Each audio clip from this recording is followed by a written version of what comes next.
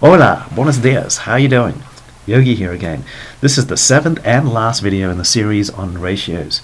In my last video, I explained how an amount could be shared in a ratio.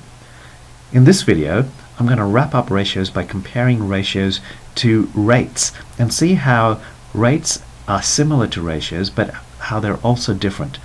And I'll give you some examples of where rates are used. In maths, we call the comparison of two or more amounts of the same type a ratio. A rate is a comparison of only two amounts where the amounts are of different types, like comparing distance to time or dollars to kilograms. Let's explore these ideas a bit more.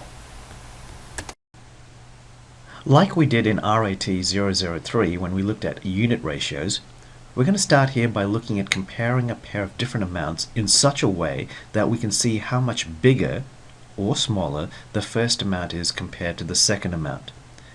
As we did for unit ratios, we're going to simplify the original amounts in our rate so that the second number is 1 and the first number will usually be a decimal number.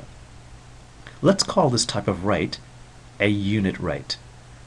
And let's see how this works with an example. Speed is a type of rate. It's a rate where we compare distance to time, and you'll notice that distance and time are two very different things, unlike in a ratio, where we compare things that are the same. In this example, if a car travels 360 kilometers in 4.5 hours, we want to calculate the rate of travel, or the average speed as it's sometimes called. Now, note that it's unlikely that a car is going to be traveling 360 kilometers at a constant speed. It's more likely that the car would speed up and slow down at different times during that 4.5 hours. In this case, what we are calculating is called the average speed. On average, what rate is the car traveling at? We're going to start by first making it very clear what the two things we are comparing are. In this case, we're going to write this out using some words. Words are good to use to make it very clear. And we're saying that we're comparing distance to time in that particular order. Now, we can now replace these words with some numbers that are given to us in the question. The distance traveled was 360 kilometers, and the time taken was 4.5 hours. And you'll notice that unlike in ratios, when we write down a rate, we include the units. So here we have the kilometers, and here we have the hours, and we include that in our actual calculation. Now 360 divided by 4.5 will give us an answer of 80, and the units that go with that, we read this as kilometers per hour. So this little division sign means per. So 80 kilometers of travel will take 1 hour. Because the second number in this rate is 1 hour, we call this a unit rate, just like we did with unit ratios. Now that we understand rates a little bit better, and we know what a unit rate is, let's look at an example of where we can use these ideas to help us answer a question. In this question, a recipe for blueberry muffins requires 150 grams of blueberries, and this will make 12 muffins. If we, however, wanted to make 40 muffins, how many grams of blueberries would we need? Pause the video here and see if you can work out the answer with what you know about rates so far.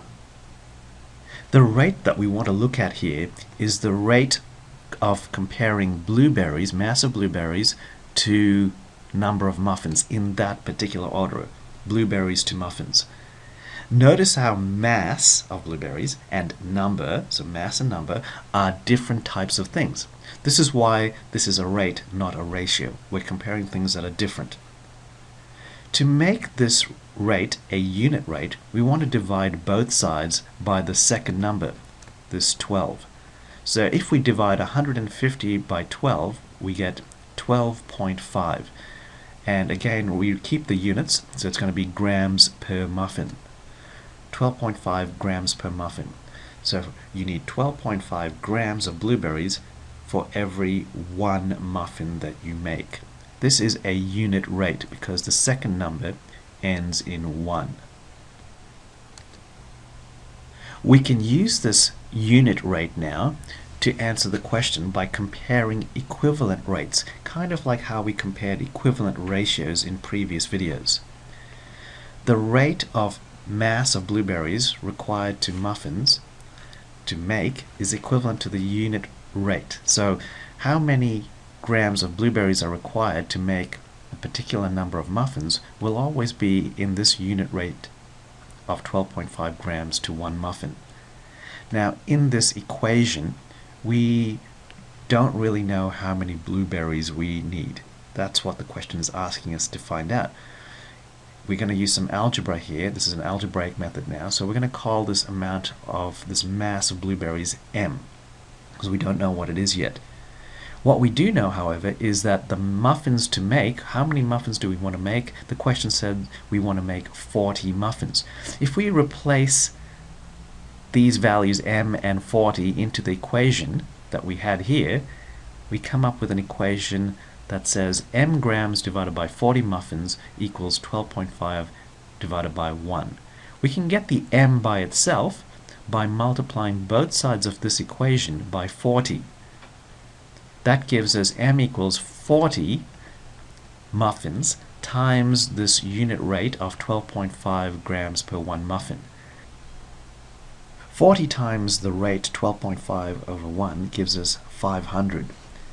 Now the units are going to be in grams, and we can see that the muffins here will cancel out with the muffins here, and so the unit left behind is grams, and it's grams of blueberries.